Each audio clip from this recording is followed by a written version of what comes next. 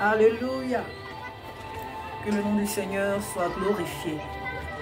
Bien-aimé, que le nom de celui qui nous a racheté un grand prix, Jésus-Christ de Nazareth, qu'il soit élevé, qu'il soit célébré, qu'il soit contemplé, que l'alpha et l'oméga soient honorés, celui qui vit éternellement, celui qui n'a pas changé, que le même hier, aujourd'hui et éternellement, l'alpha et l'oméga. À lui seul soit, ce soir, sinon cet après-midi, lui il est déjà soir, à lui seul soit tout l'honneur, parce qu'il en est digne. Alléluia, que Dieu soit béni. Alors comme je l'avais dit par la grâce de Dieu, nous allons revenir vraiment sur ce passage. Ce soir, nous allons revenir sur le passage de 2 Rois. 2 Rois chapitre 22. Amen. 2 Rois chapitre 22, verset 1. Alléluia. Même on peut dire sur tout le chapitre. Je ne lirai pas tout le chapitre, mais nous allons vraiment parler de ce chapitre. Amen. Nous allons parler de ce chapitre. Que Dieu te bénisse. J'aimerais dire ici, par la grâce de Dieu, que je ne viens pas pour insulter. Je ne viens pas ici pour rabaisser. Je ne viens pas ici pour juger. Je ne viens pas ici pour condamner.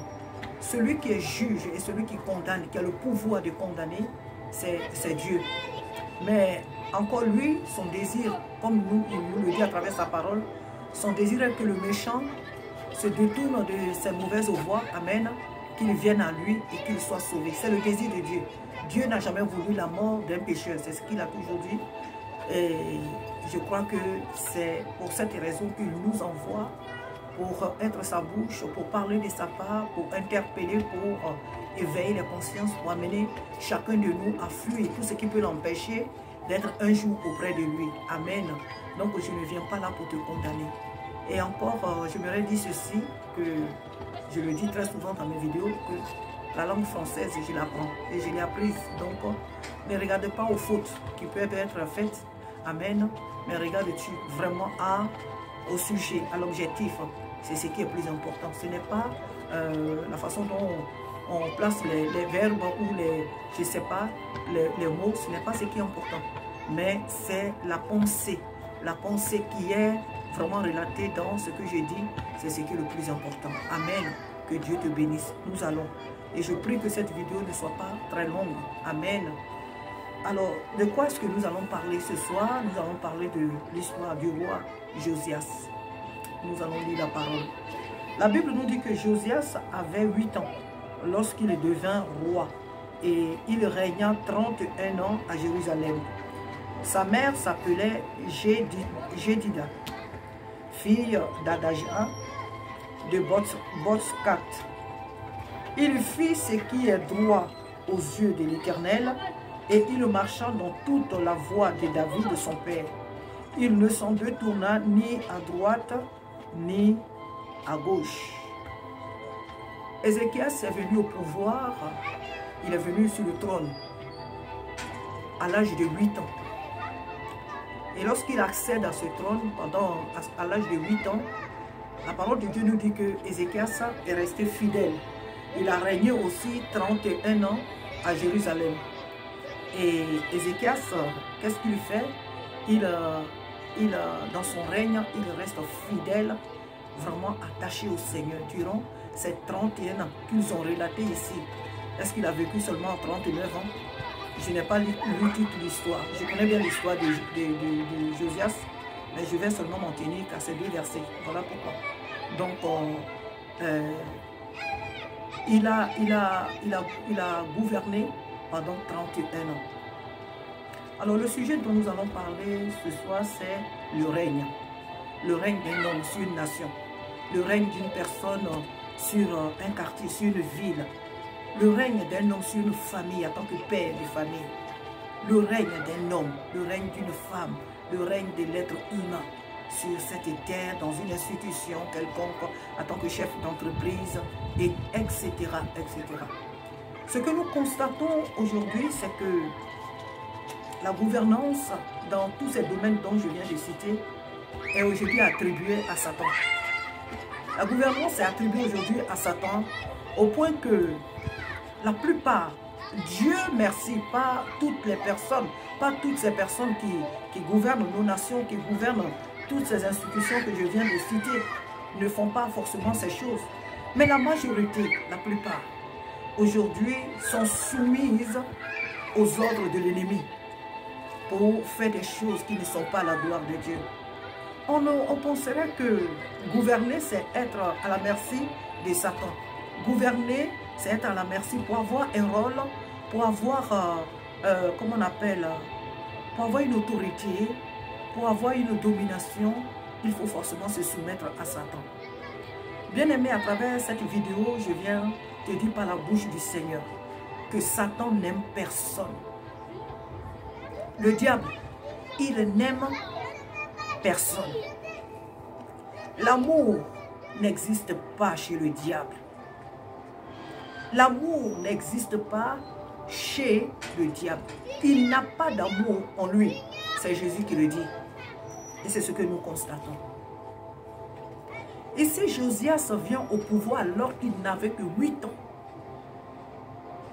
Bon, aujourd'hui, quand dans nos nations, une personne reste au pouvoir pendant ces années-là, on trouve qu'il a déjà assez régné. Mais pourquoi les gens trouvent qu'il a assez régné? C'est souvent par rapport à ce qu'il fait. Ce n'est pas forcément le fait que la personne a duré au pouvoir, mais ce sont les actes que la personne pose. Ce sont ces actes qui accablent la population, qui accablent la maison qu'il gouverne, qui accablent la ville, qui accablent l'entreprise qui les dirige. Et ce sont ces actes-là qui font que ceux qui le gouvernent se soulèvent contre lui. Satan n'aime personne. Il n'aime personne, donc il faut comprendre qu'il n'y a pas d'amour en lui.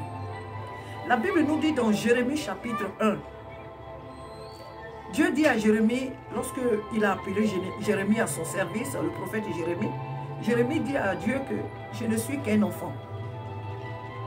La mission que tu me confies, elle est très lourde. Je ne suis qu'un enfant.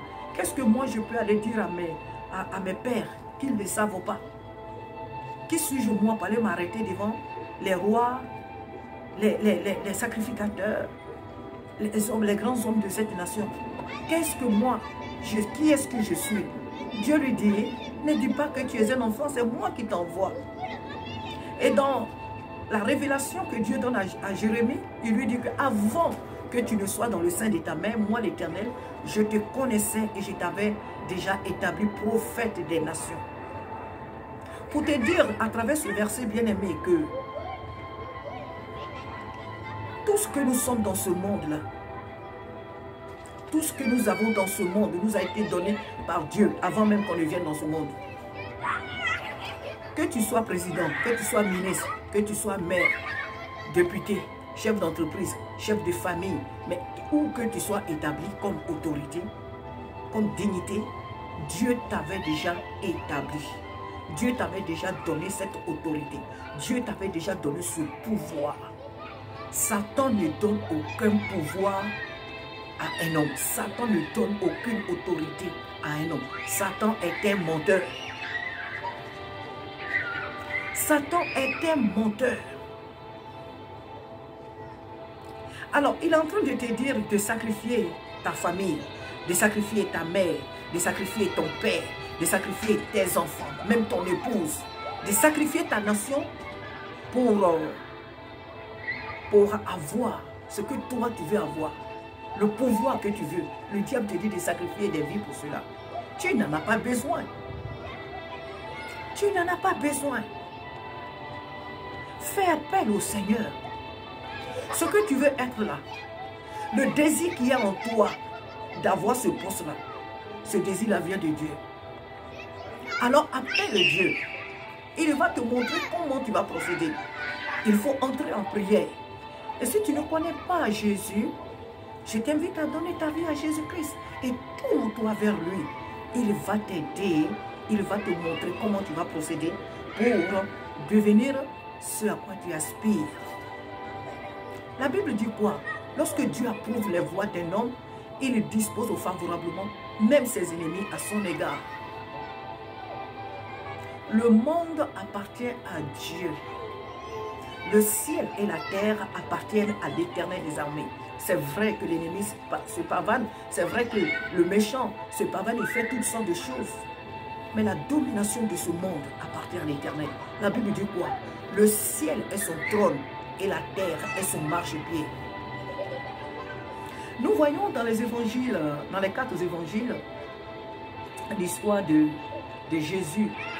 Lorsque Jésus sort du Jourdain, c'est-à-dire il sort des eaux du baptême, et que l'Esprit le conduit dans le désert, la Bible nous dit qu'après les 40 jours de jeûne, l'ennemi s'est présenté à Jésus en lui faisant plusieurs propositions, mais la plus stupide que moi j'ai...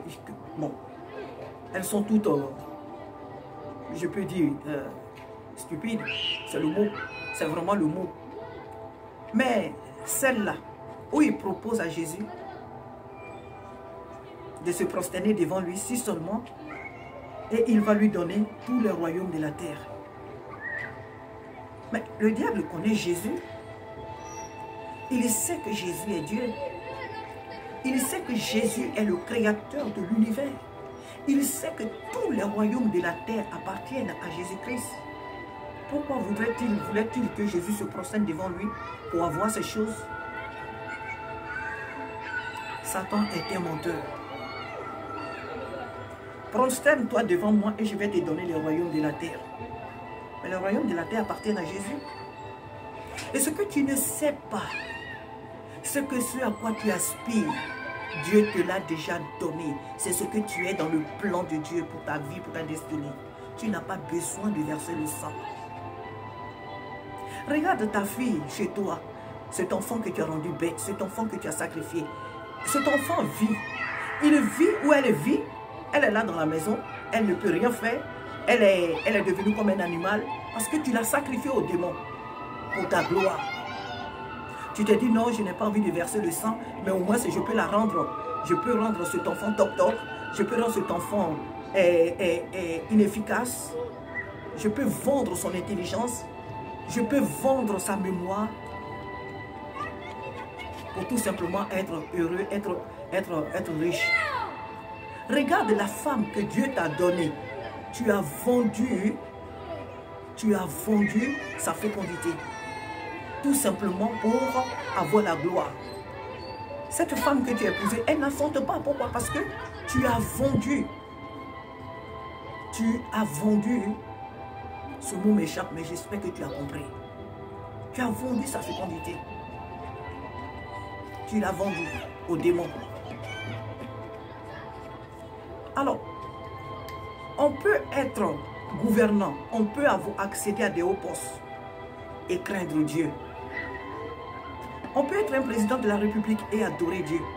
On peut être ministre et servir Dieu. Servir Dieu, pas du bout des lèvres, mais en esprit et en vérité. On peut être chef d'entreprise et servir Dieu. On peut être chef de famille et servir Dieu. Car la Bible dit que le règne, la puissance et la gloire appartiennent à l'Éternel. Satan est en train de te tromper, monsieur, madame. Regarde ta vie, est-ce que tu es heureux? Le sang que tu verses depuis des années, les vies que tu tortures, les membres de ta famille que tu sacrifies au diable, les sacrifices humains que tu fais, est-ce que tu es heureux? Regarde la maladie que le diable t'a donnée. Tu es malade. Et si tu ne te réponds pas, monsieur, madame, tu vas mourir dans cet état et tu iras en enfer. Le diable n'existe pas. Forcément de nos jours. Ce n'est pas aujourd'hui que le diable existe. Le diable existe depuis la nuit des temps. Donc on ne dira pas que non, écoute, Ézéchias, Josias plutôt, était dans un temps où le péché, où le diable... Non, non, non. Le monde en ce temps-là était ce qu'il est, ce qu'il était. Et le péché était dans ce monde-là aussi. Dans ce temps-là, le péché existait. L'homosexualité existait. La drogue existait. Les meurtres existaient. Bien beaucoup de choses. La jalousie. Dans les familles. La sorcellerie. Toutes ces choses. La franc-maçonnerie. ces choses-là existaient. Car tout celui qui est à la base de ces choses, c'est qui? C'est Satan. Il existait bel et bien depuis le jardin d'Éden, lorsqu'il a amené l'homme à la chute. Le diable existe depuis très longtemps. Josias pouvait abandonner Dieu. Josias était jeune. Il n'était qu'un enfant. À 8 ans, il a accédé au pouvoir. Josias pouvait courir les femmes. Josias pouvait, comme ses prédécesseurs, abandonner Dieu, bâtir des hôtels, des faux dieux, tuer son peuple, verser le sang n'importe comment. Josias pouvait le faire. Le diable l'a tenté plusieurs fois dans son règne. 31 ans, ce n'est pas 2 jours. La Bible nous dit que Josias est resté attaché à l'Éternel durant ces 31 ans, régnant sur Jérusalem. Il est resté attaché à Dieu parce qu'il a compris que le règne, la puissance et la gloire viennent de Dieu. Je ne viens pas parler parce qu'il faut parler. Je ne viens pas faire cette vidéo parce que je veux indexer une personne loin de là. Le Seigneur m'envoie te parler, madame. Le Seigneur m'envoie te parler, monsieur. Abandonne cette mauvaise manière de faire les choses. Car tout ce à quoi tu aspires, tout ce que tu veux être, Dieu t'avait déjà donné ce poste. Aujourd'hui, pour avoir même un petit poste dans un travail, on tue des gens. Pour vendre, pour avoir une place dans un marché, pour vendre, on fait des sacrifices humains. Pour avoir du savon pour se laver, on fait des sacrifices humains. Pour construire une maison dans son village, on fait des sacrifices humains. Pour être même père de famille, là, pour avoir une femme, on tue des gens. Certaines personnes passent par ces rituels-là. Mais vous n'avez pas besoin de cela. Le créateur de toutes ces choses, il est bel et bien là. Tournez-vous vers lui et vous verrez. Tournez-vous vers ce Dieu si grand, si saint, si pur, si bon. Oh, alléluia. La Bible dit que ce sont ces bénédictions qui enrichissent et jamais il ne les fait suivre d'aucun chagrin. Mais regarde, malgré tout ce que tu fais, tous ces efforts, tous ces sacrifices que tu fais, regarde. Ces loges, ces fétiches dans lesquels tu te trouves, ces sacrifices dans lesquels tu te trouves, regarde ta vie. Si réellement tu es né d'Adam et Ève, c'est-à-dire quoi? Que tu es une personne normale, née d'Adam et Ève, tu ne peux pas retrouver le sommeil quand tu fais toutes ces choses. Tu ne peux pas être en paix. Si tu es vraiment de la nature d'Adam et Ève, si tu es sorti réellement d'Adam et Ève, tu ne peux pas être tranquille en faisant ce genre de choses. Satan est un menteur.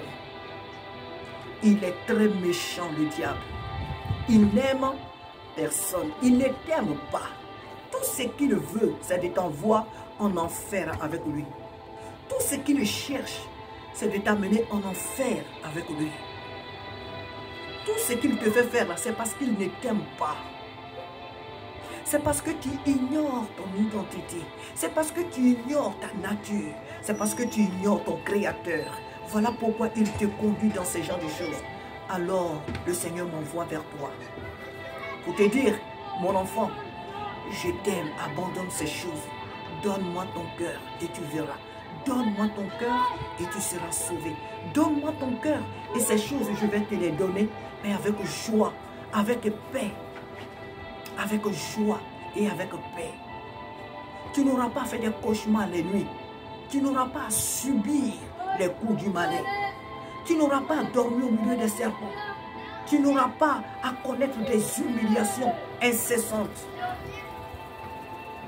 Donne-moi ta vie et tu verras. À Dieu le règne, la puissance et la gloire. Abandonne ce projet qui est de sacrifier des vies que Dieu a créées. L'être humain que Dieu a créé, il a du prix à ses yeux, quel que soit son âge, quel que soit son bord social ou racial, ou je ne sais, il a de l'importance devant Dieu. Et c'est pourquoi Jésus-Christ est venu à cause de cet être, toi et ces êtres humains. Et pour tout être humain, Jésus est venu sur la terre. Il a donné sa vie pour que l'humanité soit sauvée. Que ce soit des hommes que tu sacrifies ou des animaux, tu n'as pas besoin de faire cela. Tu n'as pas besoin de faire des sacrifices pareils. Tourne-toi vers Dieu. Jésus revient bientôt. Il a encore ses bras ouverts. Ses bras sont encore ouverts pour toi. Il te dit, mon fils, viens à moi et tu seras sauvé. Je te pardonnerai. Quel que soit ce que tu aies fait, je te pardonnerai. Et tu seras sauvé, tu auras la paix. Ma fille, mes bras te sont ouverts, dit le Seigneur, viens à moi et tu seras, je te pardonnerai et tu seras sauvé. Regardez ce que le diable, comment le diable vous traîne dans les humiliations à des points finis. Il vous donne des maladies incurables. Il vous donne des maladies que même certains pauvres n'ont même pas. Il vous donne des maladies que des gens qui peinent même à trouver à manger, ces maladies-là qu'ils n'ont pas. Ce sont ces maladies-là que souvent la plupart d'entre vous ont. Pourquoi? C'est le cadeau qu'il vous donne. Parce que le diable n'aime personne. Parce que le diable n'aime pas l'être humain qui est fait à l'image de Dieu.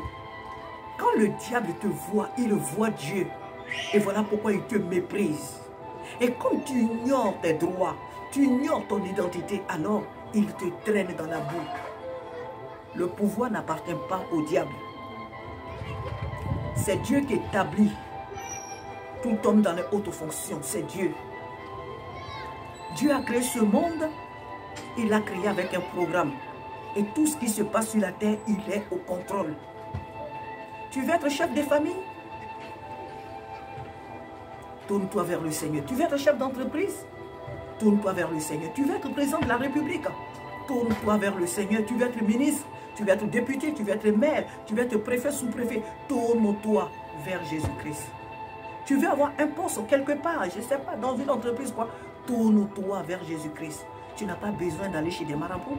Tu n'as pas besoin d'aller chez des féticheurs. Tu n'as pas besoin de faire des sacrifices. Jésus a déjà fait le sacrifice pour toi. Jésus est déjà devenu le sacrifice pour toi. Son sang a déjà coulé pour ta liberté. Jésus a déjà payé le prix pour toi. Lorsque Adam et Ève ont péché, ils avaient cédé. Ce monde que Dieu leur avait confié, ils l'avaient cédé à Satan. Ils avaient cédé leurs droits à Satan. Ils avaient vendu leurs droits à Satan. C'est cette pensée-là qu'il avait lorsqu'il disait à Jésus, si tu m'adores, je vais te donner le royaume de la terre, pensant que ces royaumes-là étaient encore à lui. Oui, en ce temps-là, il pouvait tenir ce langage, parce que Jésus-Christ n'était pas encore allé à la croix. Mais Jésus savait qu'il lui-même, il n'avait pas besoin d'aller à la croix pour dire à Satan que ce monde-là m'appartient. Moi, je n'ai pas besoin de m'incliner devant toi. Mais pour toi et moi, oui, en ce temps-là, quand il parlait à Jésus dans le désert après le jeûne, oui, le royaume de la terre lui appartenait encore. Parce que Jésus n'avait pas encore racheté l'humanité. Parce que Jésus-Christ n'avait pas encore payé le prix. Mais à partir du moment où Christ est allé à la croix, Jésus est allé à la croix et il a donné sa vie. Il est mort et il est ressuscité. Jésus a payé le prix. Ce royaume, ces royaumes, ces gloires ont été arrachés à Satan. Ce pouvoir a été arraché à Satan et ses démons. Ce n'est plus à eux cette gloire. Ce n'est plus, ces royaumes ne leur appartient plus. Le pouvoir du monde ne leur appartient plus. Lui, Satan et ses démons. Jésus nous a tout donné par sa mort et sa résurrection. Si tu as soif de gouverner, si tu as soif de régner, où que ce soit, tourne-toi vers Jésus-Christ. Parce que c'est à lui seul le pouvoir. C'est à lui seul le règne, la puissance et la gloire. La Bible dit qu'il règne sur toute la terre. Il domine sur toutes les nations. C'est Dieu qui établit les chefs d'État sur les nations. C'est Dieu qui établit les ministres. C'est Dieu qui établit toutes les autorités sur la terre. C'est Dieu qui le fait. Ce n'est pas le diable.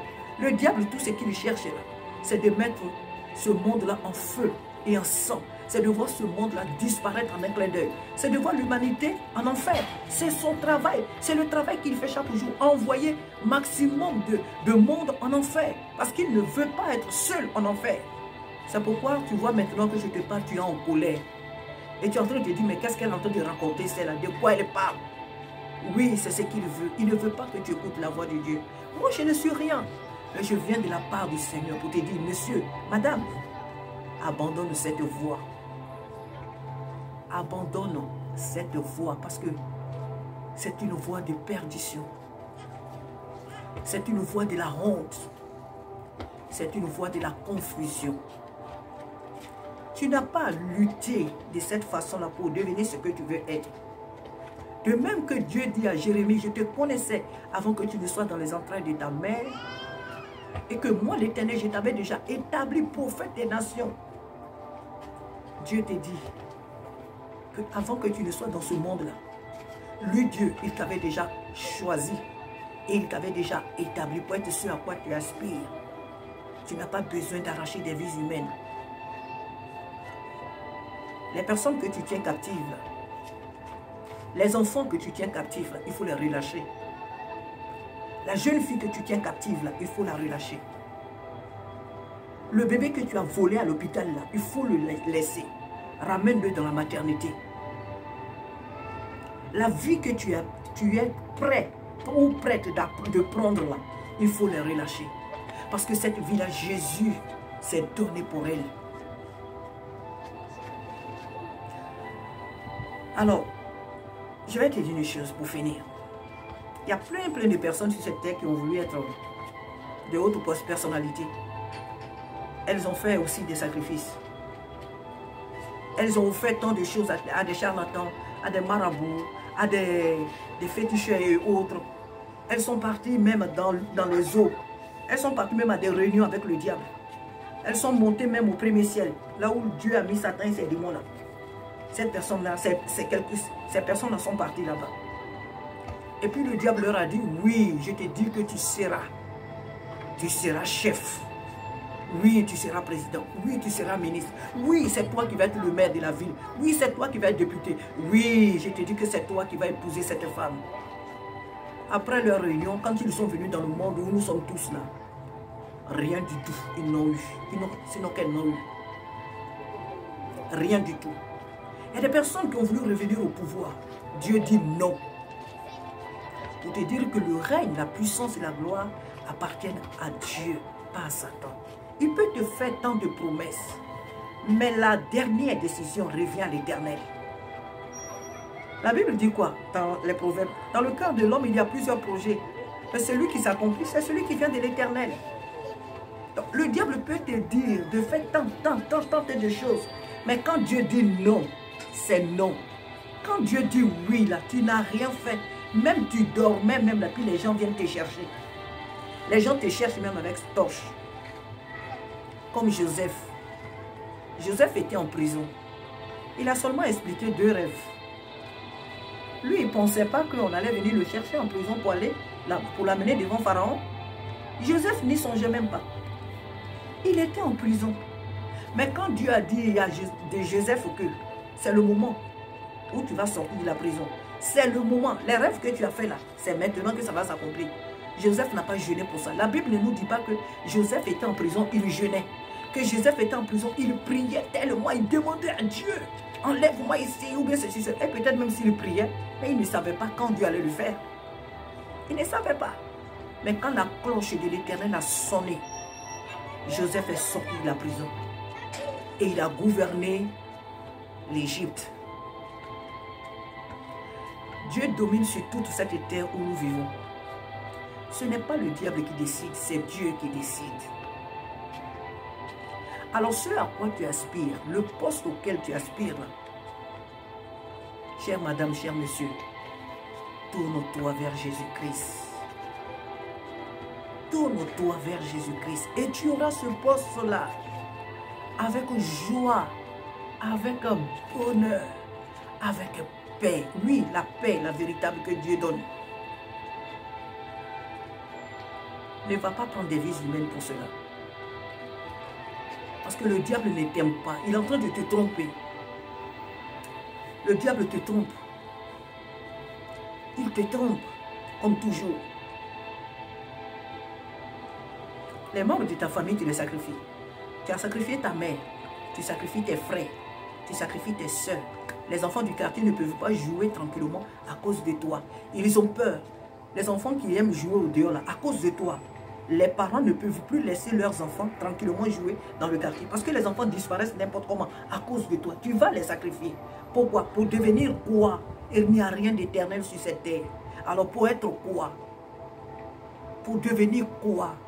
On a vu Nebuchadnezzar, il est passé. On a vu Pharaon, il est passé.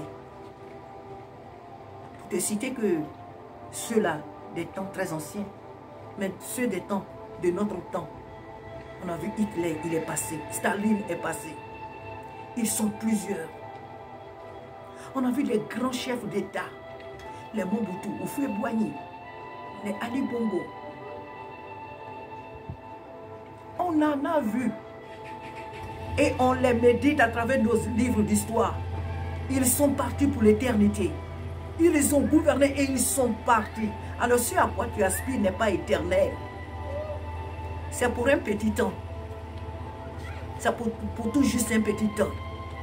Alors ce message que je t'envoie, si tu ne prends pas garde, si tu ne prends pas garde, ce que Dieu va te faire, tu n'en as aucune idée. Parce que Dieu parle encore aujourd'hui. Dieu parle encore. Dieu est vivant. Il parle encore aujourd'hui. Et il a bien fait, Dieu. Il a créé les réseaux sociaux. Parce qu'il sait que les gens ne vont pas aller forcément partout. Donc, il a créé les réseaux sociaux pour qu'on puisse se parler, pour qu'on puisse communiquer, pour que lui puisse envoyer au travers de nous autres son message partout dans le monde. Alors Dieu parle et il m'envoie te parler. Les personnes que tu as enchaînées là, il faut les relâcher. Les animaux que tu as enchaînés là, il faut les relâcher. Donne ta vie à Jésus-Christ parce qu'il t'aime. Il pleure pour toi. Jésus pleure pour toi. Il pleure à cause de toi, de ton ignorance. Le Seigneur te veut à lui. Il a préparé auprès de lui ta place dans l'éternité. Ne rate pas cette occasion pour une petite gloire de cette terre.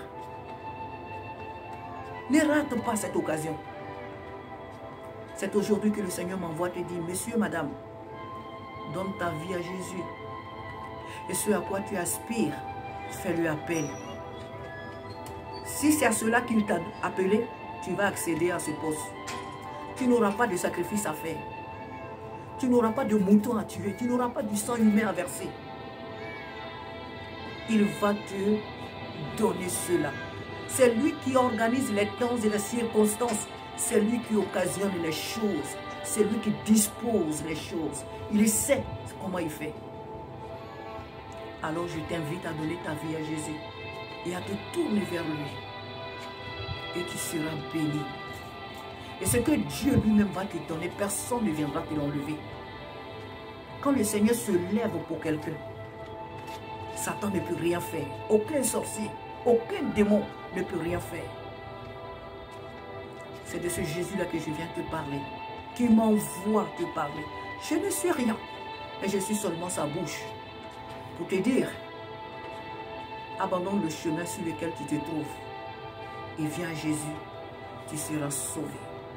Il règne dans le ciel, mais la terre est son marchepied. Et sur cette terre, c'est lui qui décide. C'est lui qui décide. C'est lui qui a établi les nations, c'est lui qui les gouverne. Il établit qui il veut. Sur les familles de la terre, Dieu choisit qui il veut. Les entreprises et tout ce qui est sur cette terre, il n'y a rien, mais vraiment rien que Dieu ne contrôle pas. C'est vrai que les gens font du mal. C'est vrai que les gens font beaucoup de mal à travers les nations. Parce qu'ils accordent plus d'importance à l'ennemi qu'à Dieu, pour ceux qui ne le connaissent pas. Mais tu dois comprendre, là où je te parle, que Dieu gouverne cette terre. Il gouverne toute sa création. Cette terre, il en est le propriétaire. Et il la gouverne, que tu le veuilles ou pas. C'est lui qui gouverne. C'est lui qui prend les décisions. C'est lui qui établit qui il veut, là où il veut, comme il veut, quand il veut. Tu n'as pas besoin de tuer des êtres humains pour cela. Tu n'as pas besoin de prendre des vies pour cela. Ton enfant, là, je vais encore le répéter pour finir. L'enfant que tu as enchaîné, là, il faut le déchaîner. La fécondité de ta femme que tu as sacrifiée là, il faut te repentir. Les personnes que tu as prises en otage là, il faut les relâcher. Parce que Jésus a donné sa vie pour elle. J'espère que cette vidéo va parvenir jusqu'à toi et que tu vas comprendre. Madame, messieurs, j'espère que tu vas comprendre l'appel du Seigneur Jésus, l'appel qu'il te lance. J'espère que tu vas comprendre. Que Dieu te bénisse. Je ne suis pas là pour te juger. Tous nous commettons des erreurs. Mais nous autres, les erreurs, quand nous les commettons, nous savons vers qui nous tourner. Parce que lui seul est capable de nous pardonner, Jésus-Christ. Et c'est à celui-là. Et c'est lui qui m'envoie. C'est lui qui m'envoie. Tu dis, mon enfant, donne-moi ta main.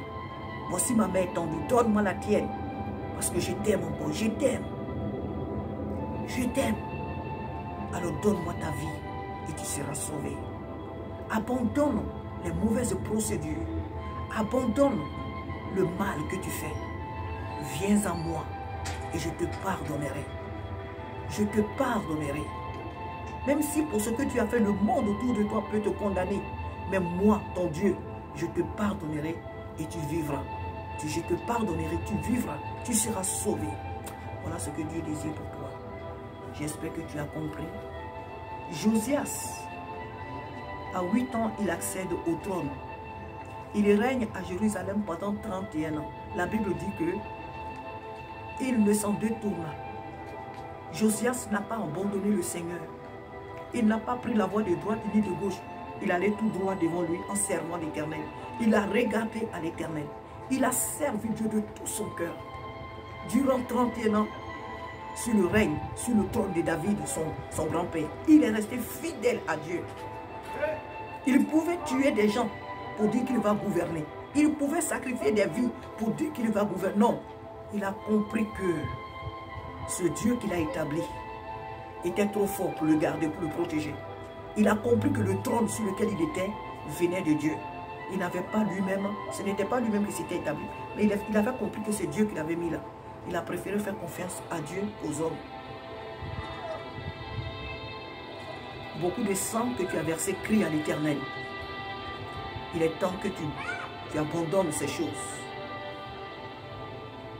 Tu fais des choses et tu crois que Dieu ne te voit pas. Dieu voit ce que tu fais. Mais il ne désire pas te frapper. Dieu ne désire pas te frapper. Parce qu'il veut que tu vives. Parce qu'il veut que tu sois sauvé. C'est ce que Dieu désire. Il est encore temps pour toi de lui donner la main. De répondre à son appel. Et tu seras sauvé. Que Dieu te bénisse. Je ne pensais pas être long. Mais Dieu fait ce qu'il veut. Le Seigneur fait ce qu'il veut. Et je vais m'arrêter là parce que l'esprit est soumis au prophète. S'il me permet de revenir encore sur ce sujet, par obéissance, je reviendrai. Mais je pense que pour aujourd'hui, je vais m'arrêter là. Un peu de paroles suffisent à un sage pour comprendre. Et j'espère vraiment que tu as compris. J'espère vraiment que tu as compris. Que Dieu te bénisse. Amen.